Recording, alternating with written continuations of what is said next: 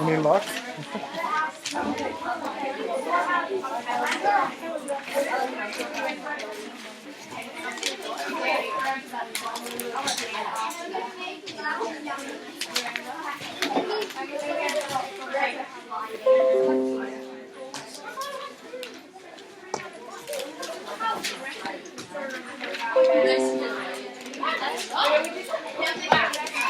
The last one.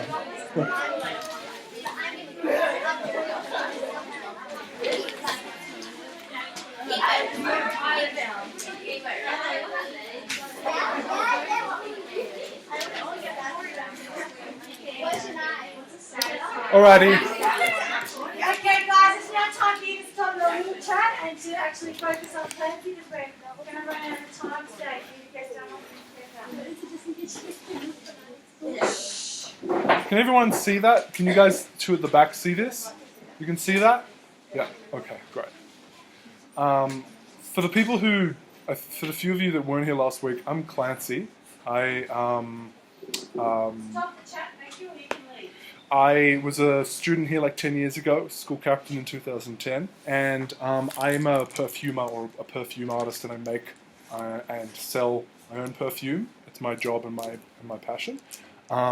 Today, so half of you have gone off with Mrs. Olney and who have started working on sort of the brand idea, because this is all going to come together into what'll be a finished perfume that each of you will make, and a sort of brand and brand image, and like we said last week, part of some of those scents will be sold in the market, and that money will go to the bushfire appeal. Today we meant to start actually on the physical part of working on each of your perfumes, but I read through all of your favorite smell sheets, and for the people who weren't here last week, don't worry, you'll get a time to do that today. And I more or less made a whole bunch of orders based on what you guys liked, which is going to come it's actually going to arrive at my apartment this afternoon. So we'll do that next week. But we're still going to smell a whole bunch of stuff and talk a bit about the stuff we need to cover before, the things we need to cover before we dive into making our perfumes. So, starting off, I wanted to talk a little bit about the actual physical makeup of what goes into a perfume, essentially. So, the things that we're going to be working with are called essential oils. So they are, and we're going to watch a little video about how they're made. Essential oils are essentially the when you take flowers or woods or spices and put them in something called a big distillation device, and you're essentially cooking the perfume. Just so you know, this is the first, we're going through sort of the first bit of this handout on the first page. So that is the largest thing that we're going to be working with, and it's the oldest technique of scent creation, essentially. I think they started off with doing that with roses about 2,000 years ago, maybe a little longer.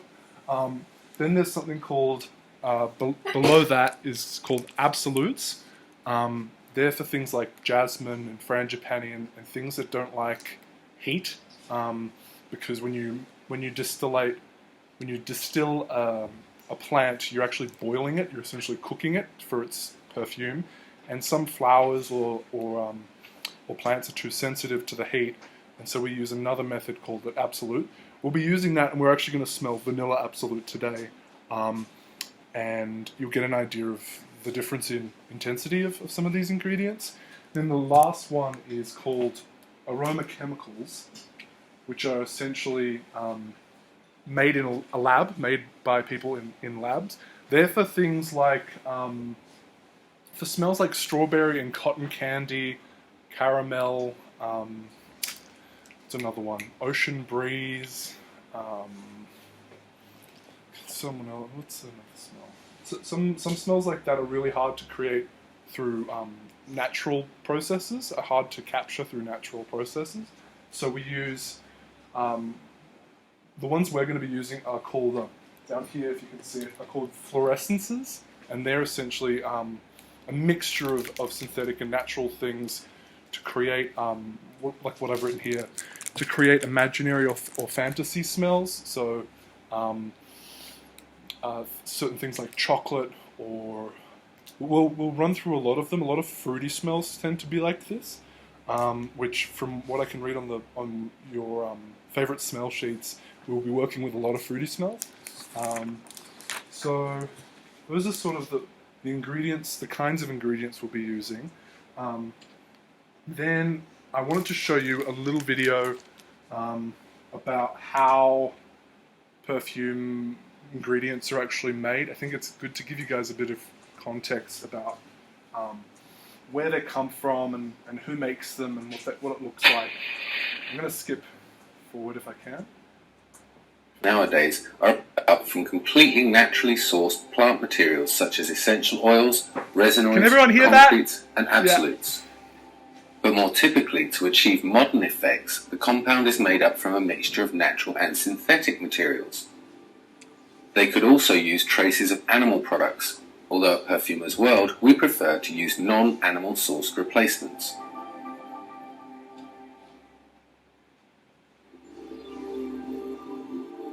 Natural materials. Natural materials can be obtained from the plant material by several methods. The term essential oils should only be applied to volatile oils obtained by two methods: expression of the peels of citrus fruits, or distillation of plant materials such as flowers, leaves, herbs, spices, twigs, wood, roots. Expression, citrus essential oils. This is a process where the essential oil held in tiny translucent sacs in the peel of citrus fruits is released by squeezing or rasping the skin. Most citrus essential oils nowadays are a byproduct of the juice industry.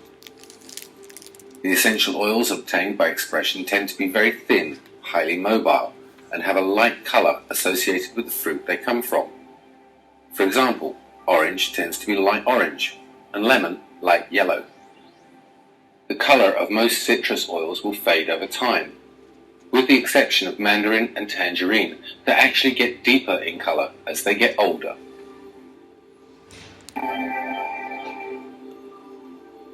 Distillation.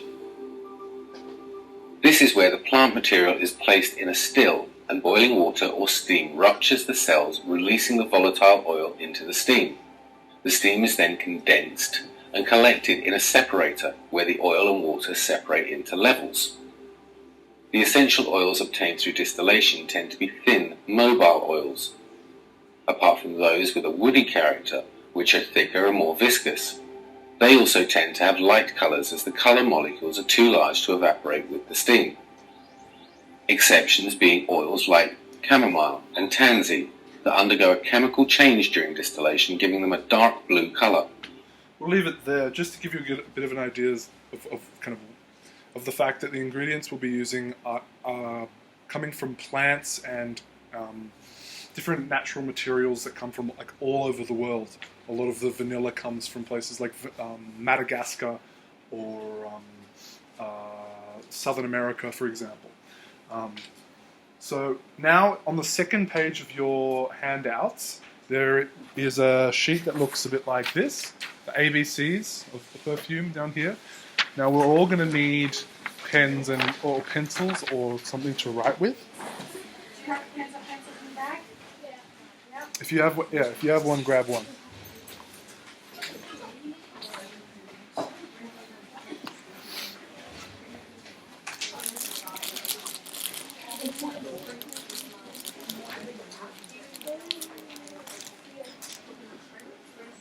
Does everyone have something to write with? Yeah, sort of. Yep.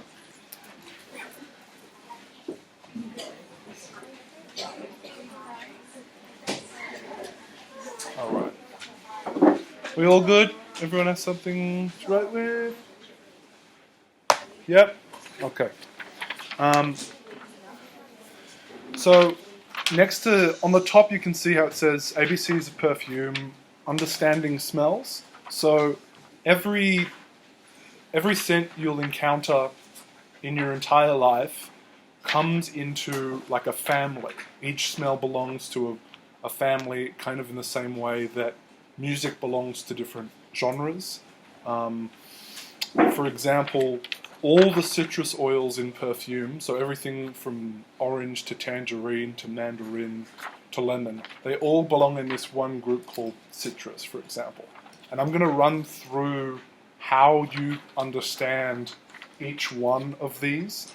You'll notice the ABCs are somewhat incomplete. There's no A and there's no Z, and I don't think there's an L. I've taken out some of these because each letter represents a whole group of smells, and some of them are a little bit hard to work with. There's no U because the U stands for like animal urine, which is not actually used in perfume, but it, like 500 years ago, animal products used to be, and it's its own group. But I've taken things like that out.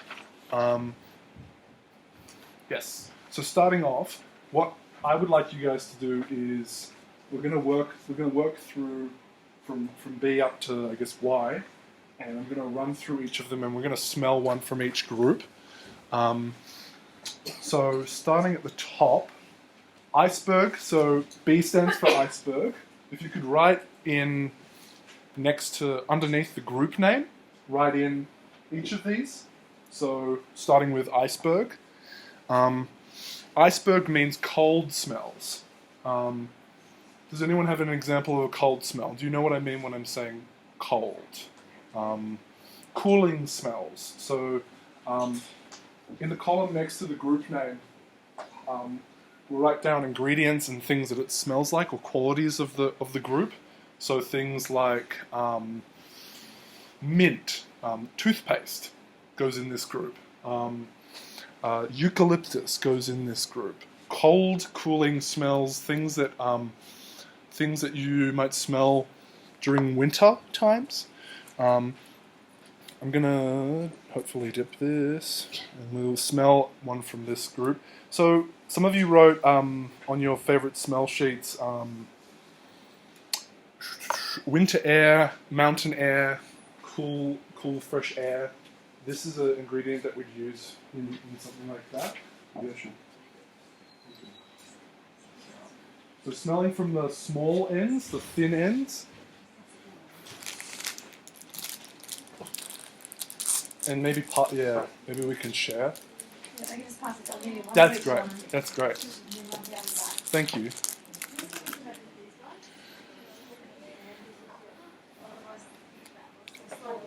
So this is called Eucalyptus globulus. So this is the kind of eucalyptus. If any of you guys have driven with your parents down to up to Sydney, and you get to that part of the mountains where it's all forest, this is one of the trees that grows there and gives the Blue Mountains sort of northwest of Sydney. Is that where the Blue Mountains are? Their blue colour, essentially. So in colognes, which tend to be used by in like men's fragrances or aftershaves, things like eucalyptus are used a lot. Peppermint, spearmint, these kinds of smells are in this group. If you actually apply, please don't do this, but if we actually apply something like eucalyptus oil to our skin, it will actually reduce the blood flow to the area, cooling down that part of the skin, which tends to be used in something called aromatherapy, where you can treat certain physical illnesses with oils. So that's a really cool group. If someone can write B on the scent strips that I've just given you, if anyone has them, write B, because we're going to smell maybe 10 to 15 of these, and so it would be good if you can write the letter that it belongs to on the thing. So next is C for citrus. which is obviously one of the most obvious groups, and it's one of the biggest groups. Can someone give me an example of a citrus oil that they might know of? Yeah. Yeah, lemon. That's a big one. Anyone else have a yeah? Yeah, orange. We're gonna smell orange actually. This is one of my favorite. If I can get it open. There we go. This is called sweet orange oil. It's used in men and women's perfume. There we go. Yeah, that should be alright.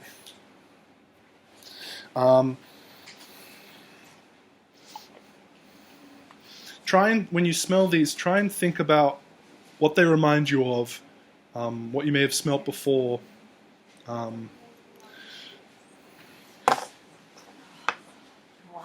Yeah.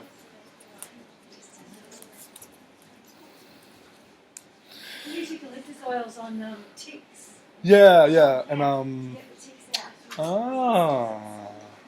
I don't know, that's So I don't like interesting. it. That looks like too. Yeah, the antique tree. Yep. So underneath the ingredient list, ingredients smells like group with citrus. So you can say, so it sort of smells like it comes from citrus peels essentially. So you can say it reminds you of orange juice, or so things like lemon you would put in here. All the citrusy smells that you'll encounter come into this group, and it's, again, as I sort of said before, each one of these is like its own little family that a lot of different smells belong to. Moving on, we've got dairy, D for dairy. So a lot of you wrote down things like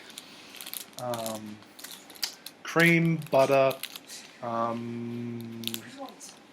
coconut, some other stuff, some really creamy smells. Things like, as I sort of said, coconutty smells, certain peach smells belong in this group. You can write down under the smells like group sort of creamy, buttery, milky sort of smells. We're going to smell a coconut scent, essentially, that belongs in this group.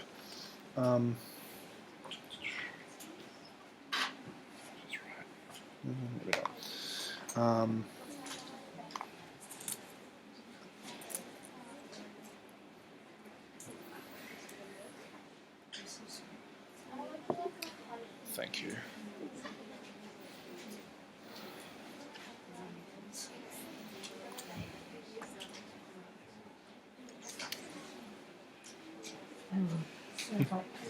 It's very, Foil. And the beach days. yeah. Yeah, so when you get these strips, right on this strip, write D on it, on the thick end. So you're smelling from this end, and you're writing D on the fat end. Does everyone have a strip? Do you guys at the back have one? Oh, they're past.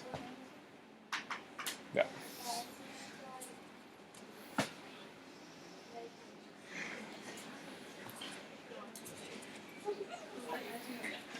Does anyone have any ideas about what this smells like to them that they'd like to share? It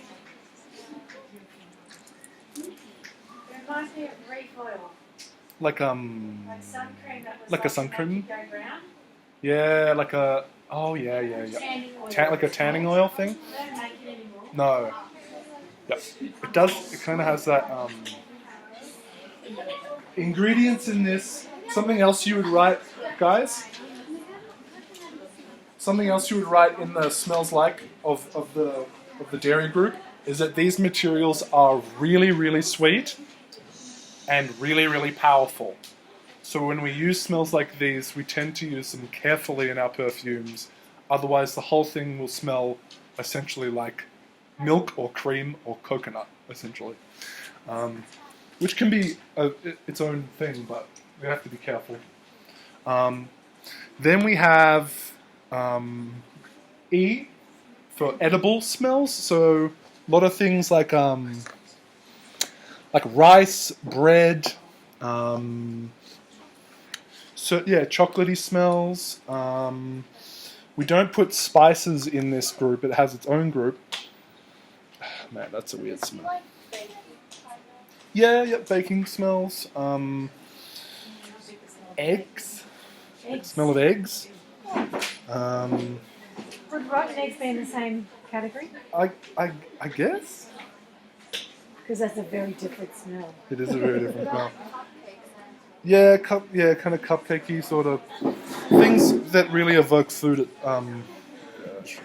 Oh, rotten eggs can't evoke food. So this is called espresso distillate.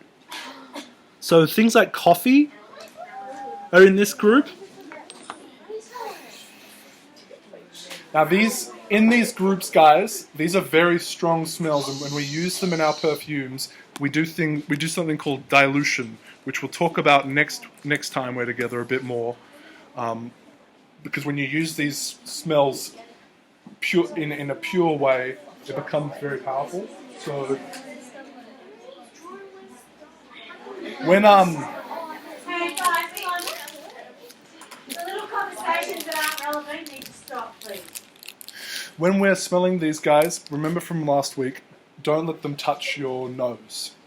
If you can manage that, because it'll hurt the way you perceive smells. Remember to write on the one I just gave you the letter E. Now we'll go to fruity smells, which I think is a very popular one with you guys, because on the notes you guys gave me, almost all of you said at least maybe strawberry, banana, or mango. A lot of you guys said mango.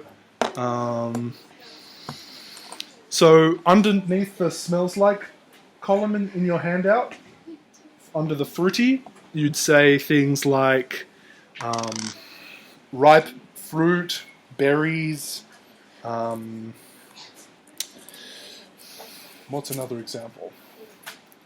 Mango, blackcurrant, those sorts of smells.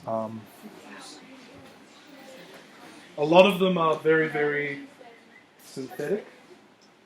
So this is called mango fluorescence.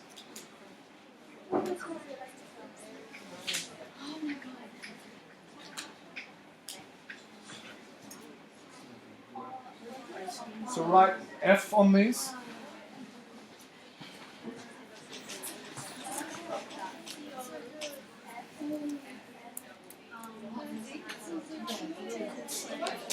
Yeah. Oh, yeah, hot chocolate would be cool. Oh, short black would be really good. Thank you very much.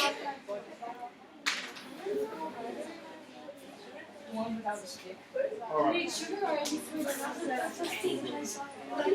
write F at the big end of these ones. You really need to smell this one a little bit. It's called mango fluorescence.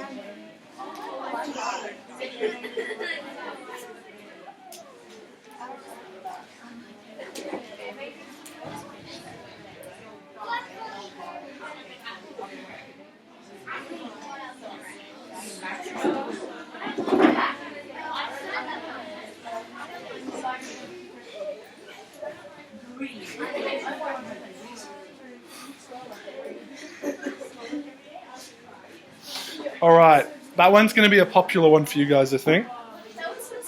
It's nice, yeah.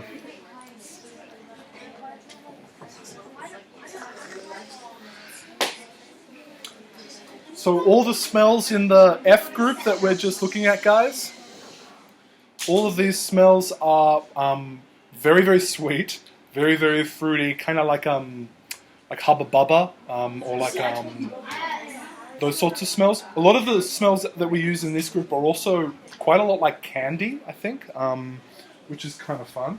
Then we have green. So for G we have green. It's cut grass, things like leafy kind of crumpled leaves. Leaves. Certain smells like what else? Anything that has a green color that also smells is in this group, I'll say. This is really good for things that want to evoke the outdoors, essentially, which we'll look into a bit more next week because we'll skip through some of these. Then we have herby smells or herb, and so things like chamomile, rosemary, these sorts of a lot of them tend to be used in cooking as well, so things like thyme, a lot of them you find them as a part of your herbs and spices sort of thing in your kitchens. Then we have I stands for iris. Some of you guys might know irises, but essentially the way to think about this group is violet-y smells of violet flowers, which are the tiny little purple flowers. Some of you guys said that you really like the smells of like old houses and carpets and that sort of. These tend to be in this group, that sort of smells of your grandma's house or this sort of thing. We might show this one.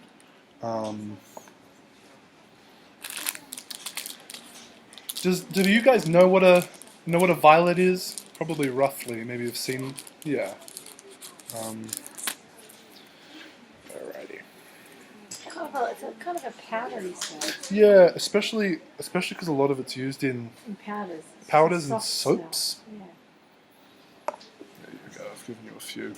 So these kinds of ingredients tend to be used in soaps and have a kind of powdery, woody, grandma-y smell. Yes. What would lavender be? Lavender, great question. Lavender is in the herb group.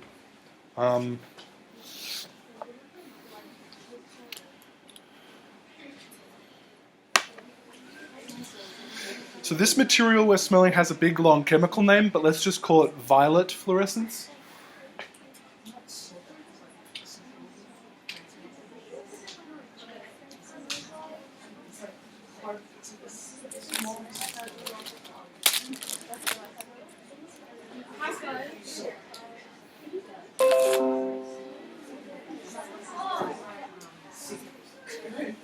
So that was the I group for iris. It's a bit gentle, and sometimes you can't smell it at the start. Okie doke. Sorry? Like a violet flower.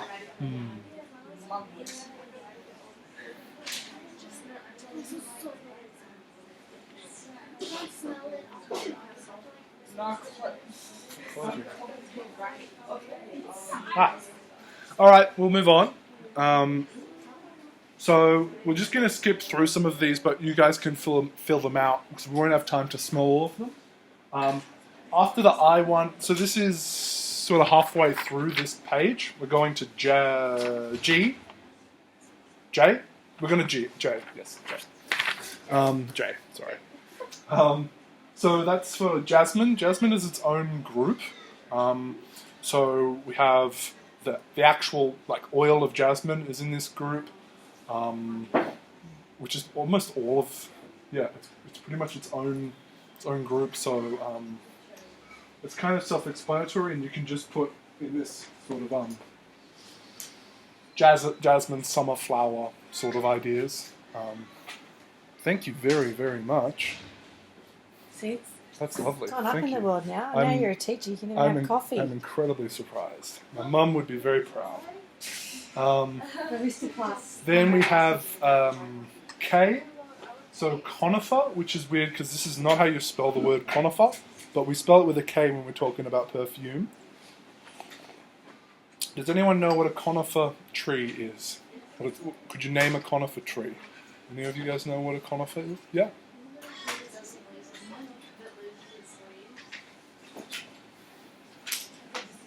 It's deciduous. I think there are some conifers that do that, but I'm not quite sure. Conifer stands for like any smell like pine smells or cypress trees, pine, those sort of pine needle smells that you can smell kind of all around Canberra a bit. My mom has a few trees like this, and you can smell it during the afternoon. That kind of Pino Clean smell is in this group. They tend to smell a little like woodlands or the bush a bit. Then let's go over to M. This is a French word, if any of you guys know French. M stands for muguet, which just means lily, essentially. So really soft, white florally scents are used in this. We'll go into this a bit more next time because that group is a little confusing. Sort of under the ingredients list part of that of M, you can just say white lilies. You can sort of say. Then with N, we have narcotic flowers. Narcotic flowers are things like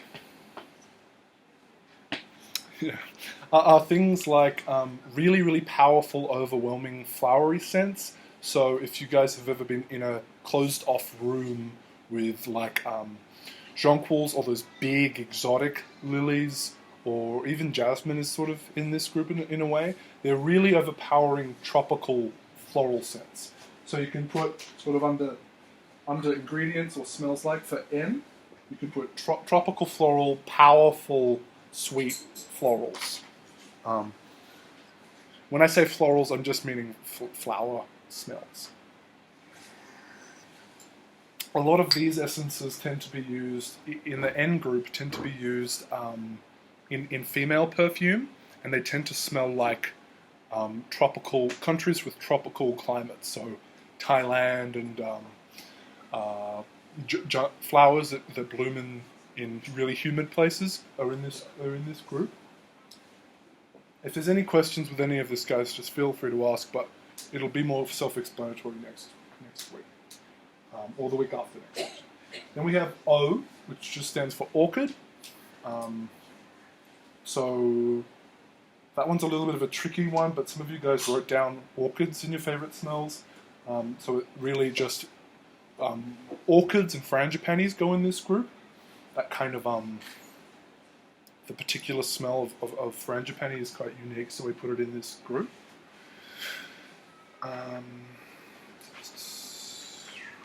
Orchid. So again, make sure you're writing this down underneath your group name part.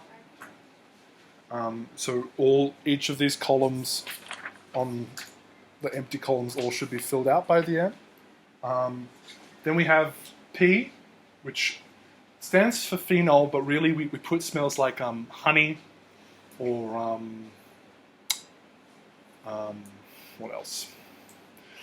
Kind of medicinal smells in there as well. Things that are a little bit that smell kind of clean and sterile. We put in there. Hospitals smell like phenol. I don't know why. I don't think anyone's really made a hospital scent before, but who knows? But we put honey in there for some reason. Then to Q, which stands for Queen of Orient. So things like resins from trees, Middle Eastern smells, really heavy resinous smells. When I say resin, I mean sap from trees. We could probably smell that one because that's quite a goodie. We don't really have much time. That's all right. Yeah, so Middle Eastern smells, things like frankincense. I'm not sure if you guys... Well, I have some frankincense. I'll bring it in next time. They look like little rocks that are from that harden when they hit air and they come out of tree. They're essentially just sap, essentially. So things like frankincense and myrrh belong in this group. trying to think what else. Yeah, really big kind of spicy scents belong in this group as well. Then we have rose, which is very self-explanatory. I'm sure you guys are pretty familiar with rosy smells. Next week, next time we're together, we'll look at a bunch of different rose scents because there is a bunch of different ones from all over the world. And then finally, S stands for spice. So clove. In your smells like section, you can write clove, nutmeg, ginger. Really, these smells are really warm and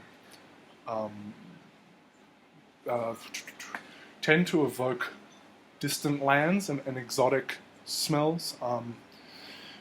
This is a story for another time, but maybe 500 years ago there was a big battle in between England and more or less the rest of the world for one little place in the Philippines that all of the world's nutmeg came from, and nutmeg was, I think, 30 times the price of gold back then, and a massive battle went for this little group of islands that were really hard to get to in the Philippines, called the Banda Islands or something like that. And long story short, the Dutch that used to own America. This is a weird story. The Dutch that used to own America traded America with England for these nutmeg islands. So essentially, nutmeg is how America was founded by the English. Anyway, it's a weird story. We'll go into it some other time. But spices have been historically really important, and they used to sell pepper kernels, black pepper kernels that you see in your... they used to sell them individually, in individual kernels, and it costed about the same as gold. So these ingredients are really useful and smell really interesting. Then we have the tea group. So for those people here last week, we smelt my bushfire scent that was pretty atrocious, and that belongs in this group. So smoky campfire smells. That also tobacco belongs in this group. So cigarettes, the smell of cigarettes, sort of leathery smells belong in this group as well. A lot of them are used in a lot of masculine scents. And skipping through, then vanilla has its own group, which is really cool. So it's its own thing. Sort of ice cream would probably go in the vanilla group. What else would go in the vanilla group? There's really sweet vanilla-y scents go into the vanilla group. Then W for wood. So this is things like sandalwood. A couple of you said in your sheets. Cedar wood, or the kinds of wood that you'll find when people... I don't know if any of you guys have ever done woodwork here, but the smell of that room would go into this group. There are a lot of different woody scents that tend to be really popular in both men and women's scent. Sandalwood is a big one in this group too. So things that smell like bark and kind of the heartwood of trees. A lot of tree smells will come into this group. Then we have X-rated underneath X. This just stands for musk. Some of you guys wrote musk in your favorite smell sheets. Musky smells tend to actually be the smell. So in this group, we put like fresh linen, laundry, clean laundry smells. The scent of fresh sheets. Long story short, we in the laundry detergent industry, they use musky smells to create the smell that we associate with clean clothing. we use them in perfume to make a perfume last longer and to finish a scent because they're very heavy, very warm, and smell a little bit like clean skin in a way. They smell quite sensuous and warm. As to why we call it X-rated, I'm not really sure, but it's X. And then Y stands for things like Y stands for yeast, but really in this group are things like mushroom, things like moss, ocean smells, so seaweed and that sea breeze, salty ocean air. Another one that belongs in this group is something called ozone. I'm sure you guys have probably heard of the ozone layer. What happens when a big lightning storm comes in is the lightning pushes the ozone, which is about 12 kilometers above us, essentially, pushes it down, and we smell this thing called ozone when a storm is coming, particularly when a lightning storm is coming, and it has this sort of really airy green, watery smell. So sort of water smells are in this group as well. So we're pretty much out of time now, but on the rest of the handout, which we'll probably go through next time you're with me, but next week you guys will be with Mrs. Olney working on your brand idea. We'll go through, if you guys could maybe make sure to bring this next time if possible. Or maybe leave it? Yeah. You guys can leave it with me and I'll bring it next time. Sorry. Write your names on these guys. When you leave them, make sure you've written your name. And we're going to go through the mind map part of it next week, which mind maps kind of look like this. We've almost we more or less did that with these from last time, but the mind maps we'll work on next time are actually for the scent we're going to create. So we'll talk a lot more about that next time. And Hold your mind maps up, put them inside your booklet, and then I'll keep them so you just print them, put them on the app, and they'll stay together for the 2 groups then, and then it'll just roll. Yeah, and make sure you've written your name on these little handouts and leave them here with me. Thank you all very much.